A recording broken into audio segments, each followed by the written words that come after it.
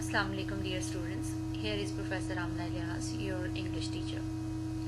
Today's topic is the verb correction and its rules with examples, which is from the course of Intermediate Part 1 and carries 5 marks in your objective paper. So let's get started with the topic. First of all, we should know about what is the verb.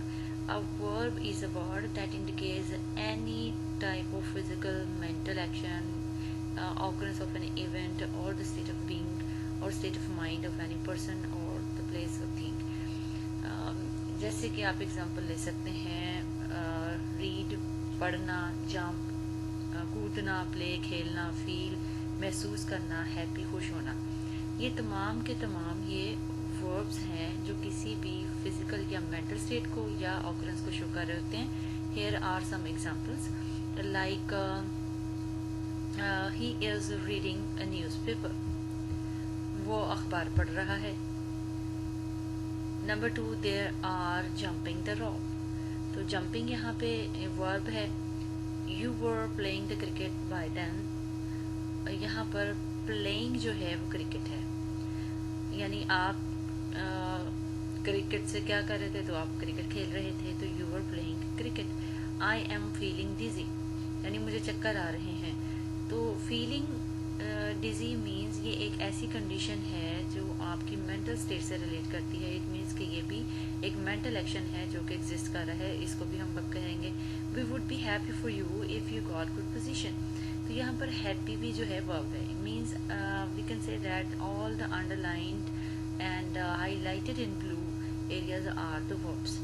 Verb क्या है, जो कि आपके किसी भी काम को बयान करें, एक्शन को, किसी इवेंट के ऑफ को या स्टेट ऑफ बीइंग को शो करते हैं.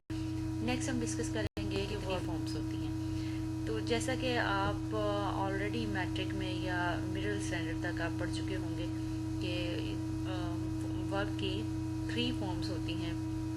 First form of verb, second form of verb जिसे पास्ट टेंस भी कहते हैं, थर्ड फॉर्म ऑफ वर्ब यानी past participle, and fourth is another one which is the combination of first form of verb plus ing. यानी अगर हम learn है जैसे learn, इसके साथ अगर ing लगा देंगे तो ये verb की फोर्थ फॉर्म बन जाएगी.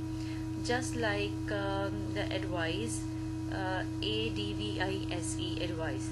second form is advised, third form is also advised, which is known as the past participle, and the present participle means fourth form of the verb is advising.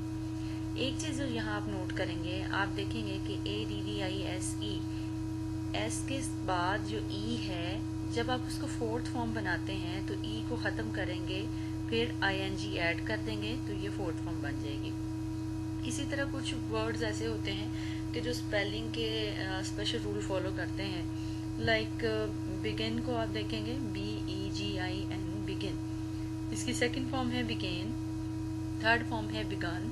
लेकिन जब आप इसकी fourth form बनाते हैं तो आप एक रूल फॉलो करेंगे जिसे स्पेलिंग के रूल में CVC कहा जाता है, कॉन्सोनेंट वोवल रूल.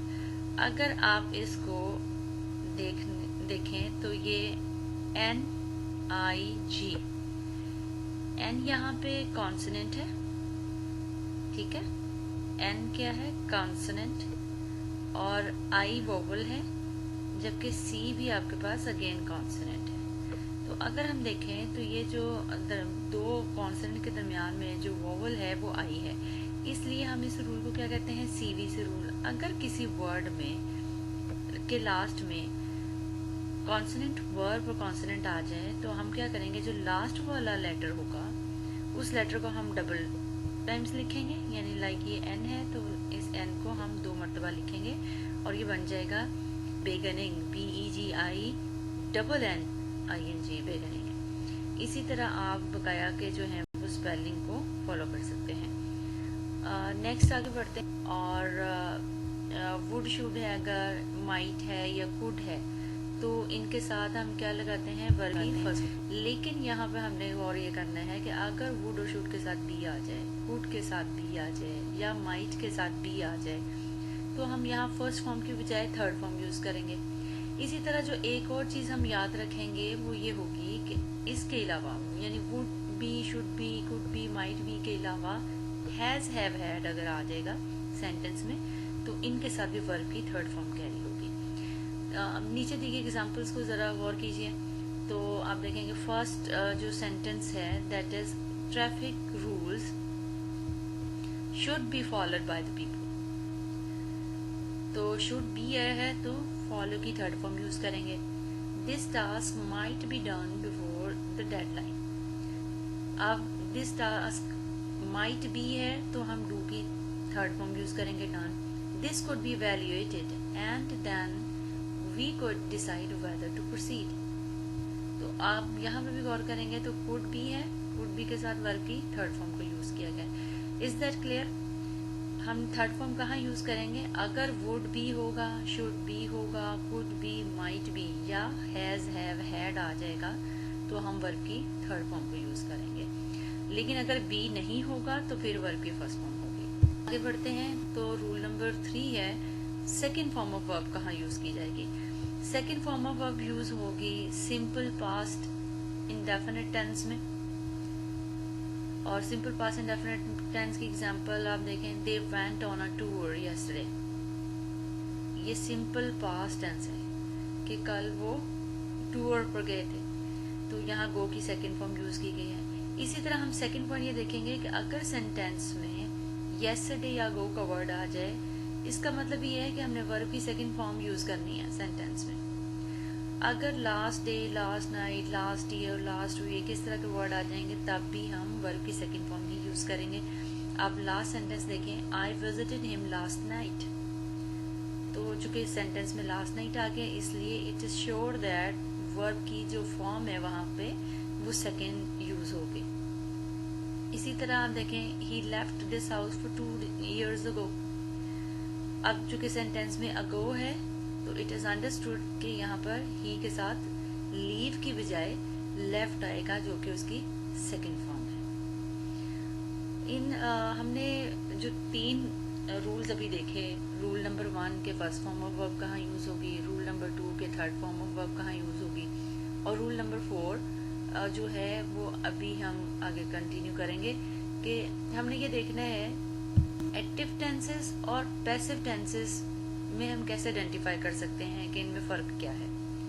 क्योंकि एक्टिव टेंसेस जो होते हैं एक्टिव वॉइस में उनके रूल्स और होते हैं वर्ब करेक्शन के, सब्जेक्ट टू वर्ब एग्रीमेंट के, लेकिन जो पैसिव टेंसेस हैं इनमें हमेशा से वर्ब की थर्ड फॉर्म यूज की जाती है। तो आप आइडेंटिफाई कैसे करेंगे, यहाँ कुछ एग्जांपल दी गई हैं, जैसे गर्ल्स आर सिंगिंग सॉन्ग, लड़कियां गीत गा रही हैं। अब हमें कैसे पता चलेगा कि पैसिव टेंस है या एक्टिव टेंस है? अगर तो किसी भी सेंटेंस का ऑब्जेक्ट जो है जस्ट लाइक यहाँ सॉन्ग्स है, इसको सब्जेक्ट की जगह पे यूज किया जाए, और अगर आपको सेंटेंस में बाय नजर आ जाए इट मीन्स कि ये जो सेंटेंस है ये पैसिव वॉइस है। तो पैसिव वॉइस सेंटेंस में हमेशा वर्ब की थर्ड फॉर्म यूज होती है। तो सिंगिंग की बजाय यहाँ पर क्या आ जाएगा, संग आ जाएगा। तो songs are being sung by girls. तो नीचे आप देखेंगे एक और एग्जांपल है, दे एट मैंगोस। अब ये एक्टिव वॉइस सेंटेंस है, तो अगर हम इसको पैसिव वॉइस में कन्वर्ट करेंगे या अगर ये पैसिव वॉइस में होगा तो कैसे होगा, मैंगोस ऑब्जेक्ट है वो इस सेंटेंस में सब्जेक्ट बन जाएगा और इसके साथ आएगा वर, और एट को हम चेंज कर देंगे ईटन में, क्योंकि पैसिव वॉइस में आती ही थर्ड फॉर्म है, प्लस बाय आ जाएगा एंड जो दे है ये ऑब्जेक्टिव की जगह पर जब आएगा, ऑब्जेक्ट की जगह पर, तो ये ऑब्जेक्टिव केसेस का यूज होगा, दे बन जाएगा देम। ठीक हो गया। आज हमने पढ़े हैं 4 रूल।